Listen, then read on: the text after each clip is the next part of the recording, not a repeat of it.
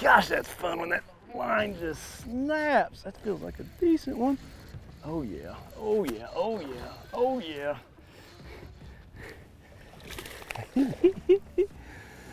Hey guys, welcome back to the channel, man. This is a bait that I have right here on the end of this line that you have to have in your arsenal in your summertime ledge fishing, I promise. Get up here, buddy. Get up here. Oh, yes, yes, yes. Look at that one. That's a nice one. What a chunky fish. That fish is eating it up. I love it. Thank you, buddy. Thank you, thank you. Welcome back to Project E, guys. The hair jig. Us pros hadn't talked about this for years. I'm doing it. I'm bringing it to you guys. This is an Andy's custom bass jig. We're going to break it all down for you right here on Project E. From the top of the mountain,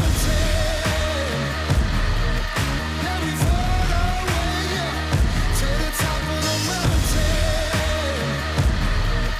Let me float away to the top of the mountain.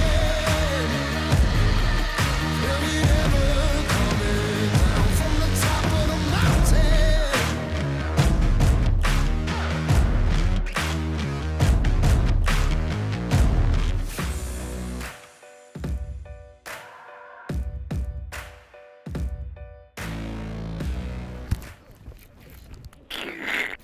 Golly, that line jumped a foot in the air. That's what I love about this bite. I mean, it's just like it's falling, it's falling, it's falling. That's a good one too. That is a dang good. Oh, it come off.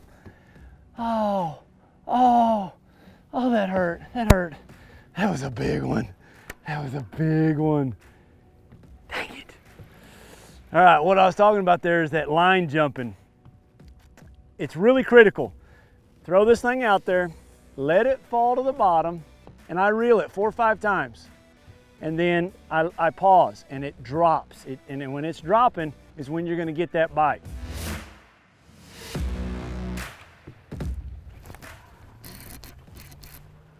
Golly, that's another good one. That's another good one. That is another good one. I mean, slack lining it. Golly, that's an awesome bite. That is such an awesome bite. Stay on there, baby. Stay on there. Oh, look at the size of this one. It's a big one. It's a big one. Not as big as I thought he was, but it's a good one. Yes. Oh, that's fun. That is so much fun. Golly, look at that one. Big old post-spawn fish. Look at its tail healing up. Right here. Cool fish. Cool fish. Thanks, bud. Thank you, thank you. Jimmy be giving you kisses. Go on. Awesome, awesome, awesome, awesome, awesome. All right, I'm gonna walk you through a cast. Exactly how this all goes down. It's an important aspect of fishing this bait. So I'm making a long cast, you know, right out there where those fish are. I throw slack to it. I just threw my rod up. So then now that puts slack in that line so it'll fall straight down. So I've got this major bow in my line right now, and I'm watching that bow as it's falling. So it just hit bottom because my bow just went slack. So now I reel it 3 or 4 times. I've got a slight bow. I don't have it tight, but I don't have it super loose because I want to watch that bow. You're not gonna feel the bite. You're gonna see that bow snap. It's just gonna go pop. And that's what happens when you get a bite. So I reel it 3 or 4 feet. It's coming up off the bottom. Now it's falling. And the bite always happens on the fall. I got some people trolling wanting to catch some of my fish. They're gonna come right over me. That's all right. They're not throwing a hair jig. One followed it up right there. Oh man, oh golly. Slipped out of my hand. I went to cast to get a backlash out. That's like a blooper reel material there, isn't it? Y'all are laughing. Gosh dang it, my hand's wet from that fish. I'm a little excited. Got somebody going over my fish. It's like a regular old bass tournament.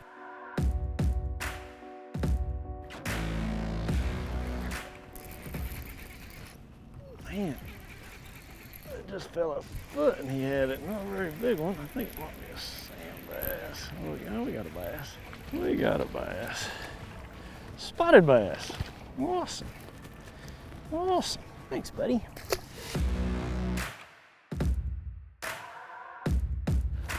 There's one. Oh, that feels like a nice one. Just such a cool bite. I mean, I cannot stress to you enough how when that line is just slack and oh, it's a big one.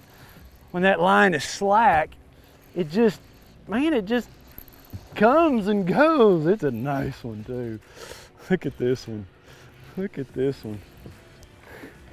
It's a full grown one. Full grown one. Yes, sirree. Yes, sirree. Oh, you about got me. You about got me. All right. Look at that. Another one with the tail all wore off. These fish are just got done spawning. What a fun bite. Yes, sirree. Thank you, girl. Thank you. There she goes.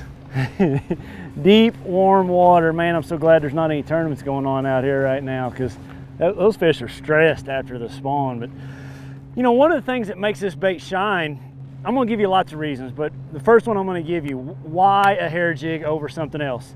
I can cover water with it and be very efficient. You know, in certain situations, you know, that crankbait, you only got a short window that's down at the right depth that you're, you know, being productive. You know, this bait here, when I cast it out there and I let it go straight to the bottom, I'm productive all the way back to the boat. That's one reason. I'll give you another one after I catch the next fish. Oh yeah, that's another nice one.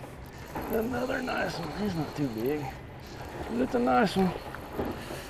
All right, I'm gonna give you another reason why a hair jig. It really helps me when those fish suspend. You know, they're not running hardly any current out here today, and these fish are, you know, 4 to 8 feet off the bottom. This bait, you know, when I reel that bait, it comes up and then it falls real slow, and it gives those suspended fish, some of the hardest fish to catch, a chance to bite it. I want to reiterate one point about this bait that's easily overlooked is the bow and the line when that thing's falling and watching your line. Those two things are super important. I know I've mentioned them once, but I mentioned them twice because they're very important. If I don't have that bow in that line, it's not quite falling right. I just don't like it. It does not get bit. And watching that line, you've got to watch that line because so many of the bites, that line just, it pops. I don't necessarily feel it in the rod, but I'll just see that line jump. Or stop soon too. You know, I kind of always get in a rhythm and I know how many seconds exactly it'll take for it to get back to the bottom. And if it stops abruptly, man, I know a fish has got it. I've been calling this thing a hair jig all day, but in reality it's a bucktail jig. Another name a lot of people call it's a preacher jig, but it's made of bucktail. And that I think is really important just in the fact that it's the fall. You know, we've described how this bait works and all those bites come on the fall.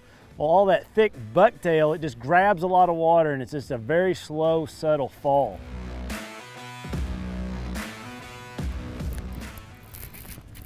There they are. He's not very big. Man, he was a long ways out there. It's a nice one. It is a nice one.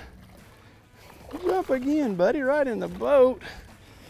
You know, we've been making points of why I think this bucktail jig works. The hair jig, the preacher jig, whatever we want to call it, it's silent. You know, when you reel a crankbait through the water, it makes a lot of noise. You know, this thing is very silent. Silent but deadly, as my son would say. Silent but deadly. The bucktail jig. I really don't know where the preacher jig, I think it's somebody in Alabama is where that name came from, but maybe one of you guys watching might know.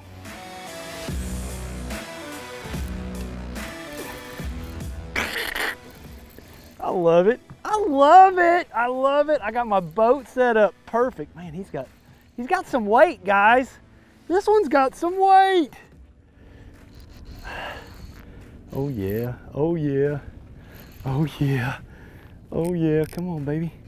Come on, baby. Come on, baby. Oh, he hadn't come up and jumped yet, so I don't know. But I can tell you through my career, I won Kentucky Lake on an 8-pounder. I caught a, oh, it's a big one. It's a big one. I caught a big one, you know, a few weeks ago at Chickamauga. And then I just caught a big one right here on Grand. Look at this one. This is the biggest one of the day. It catches all the fish and great big ones. Look at that one. Yes. Isn't that awesome, guys? I wish you were here with me. I mean, it's just awesome. It doesn't get any better. Another one with a bloody tail. These fish are moving out by the minute. Thank you, bud. Thank you. What an awesome fish. Hey, one thing about this time of year, guys, get these fish back in the water as quick as you can. They are so stressed. That water's warm. That water's 90 degrees today. So get those fish back in the water as soon as you can. All right, let's catch another one.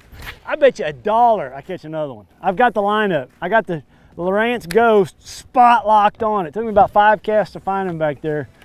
I got him now. Oh gosh, dang it! I missed him on my. I got him on that one. So many times, you know, when I throw it out there and I miss one, I'll just let it drop again, and I'll get another one. This one's not near as big because he is just coming straight to the boat. That or he just decided, there, he's a nice one. Awesome, awesome, awesome. Look at the chunk on that dude, would you? Look at the belly. Oh, I'm a kid in a candy store. Kid in a candy store. Hey, you guys got to keep this a secret though. We've kept this a secret a long time, so you guys got to keep it a secret. Don't tell nobody.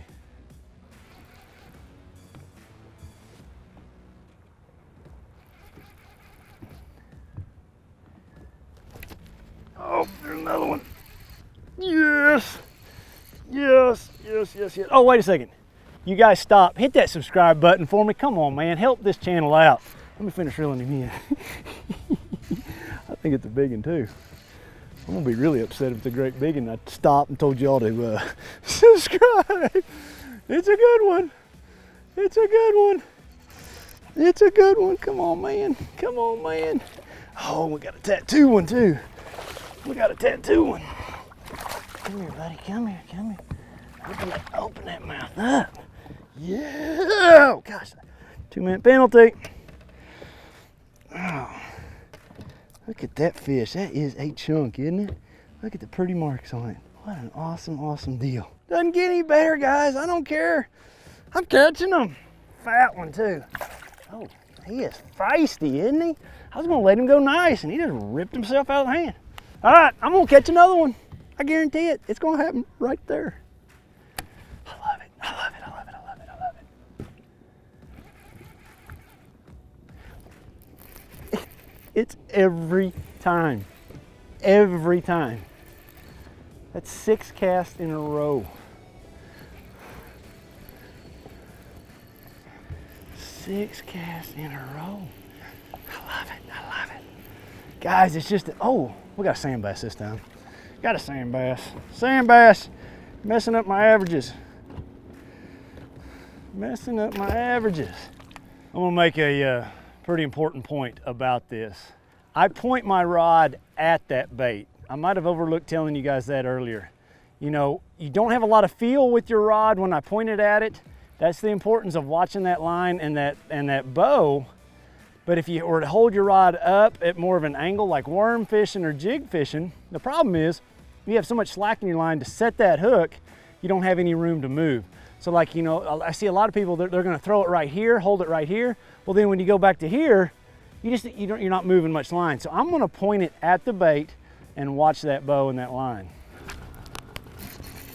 Oh, golly, this is a big one too. Well, yeah, it's a nice one. It's a nice one. Oh, it's a chunky one, chunky one, chunky one. All right, thank you, buddy. Thank you, thank you. All right. Oh, gosh. Big old shad right there on the surface.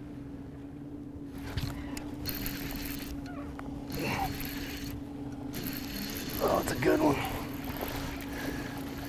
It's just a good one. There's a couple different ways to work, you know, the bucktail, the preacher, the hair jig, whatever you want to call it. You know, for me today, it's working just throwing it out there, slack line, let it go to the bottom. Then I reel it, 3-4 cranks real quick, high speed reel, Platinum Bass Pro reel. Let it go back to the bottom.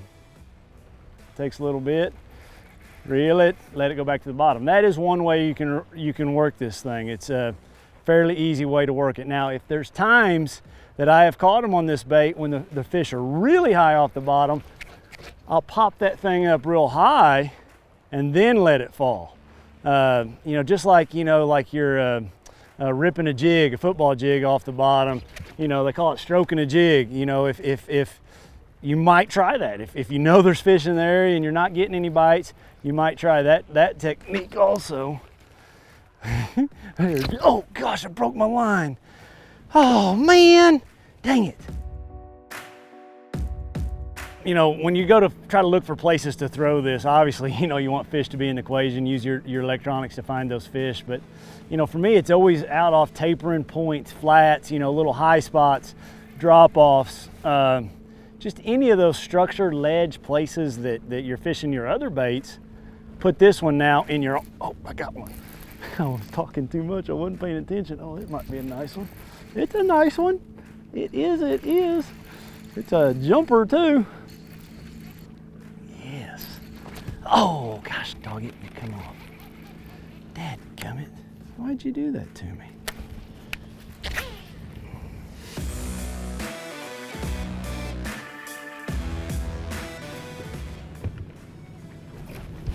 Oh, yes. Yes, yes, yes. That is so much fun, guys. It's a nice one. It's a nice one. Oh, stay on there, buddy. Stay on there, buddy. Oh, get in the boat. All right. All right, all right. Hey, let's take this opportunity right quick to do our power stop breakdown, because it's really, really critical, guys. There's one other thing that you got to really pay attention to catch these fish on this. It's the line size. That's a critical, I can't talk, guys, I'm so excited. A critical component. 12-pound test is what I use. I have gone up to 14 if it's super shallow, but 12 to me is the deal to get that bait to fall. Some guys even go to 10 if you're really trying to get this bait deep. You know, that's the bait right there. That's an Andy's custom bass jig. He makes a lot of different colors. I just basically white. He'll put some extra fluff in it.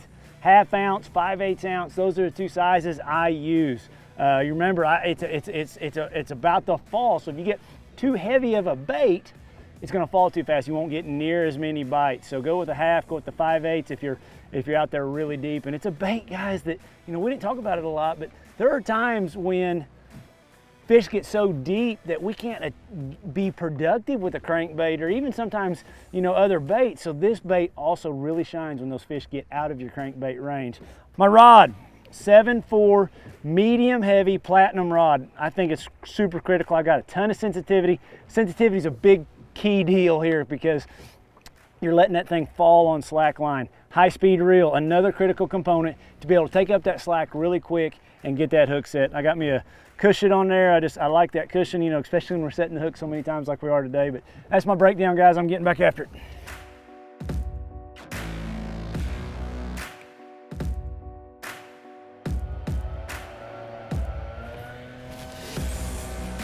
Oh, that might be a big one. Gosh dang it, if that's a bass.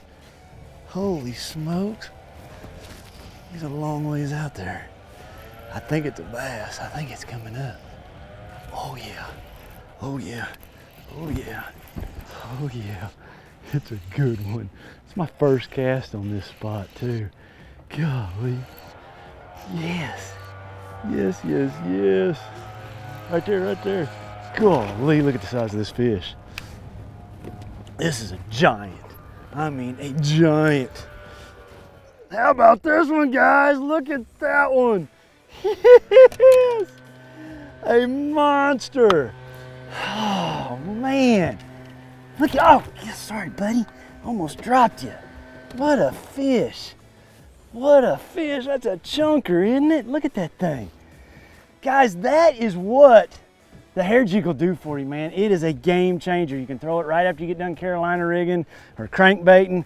Throw that bait out there, give it a try. It will catch big ones. Big ones! Look at that thing.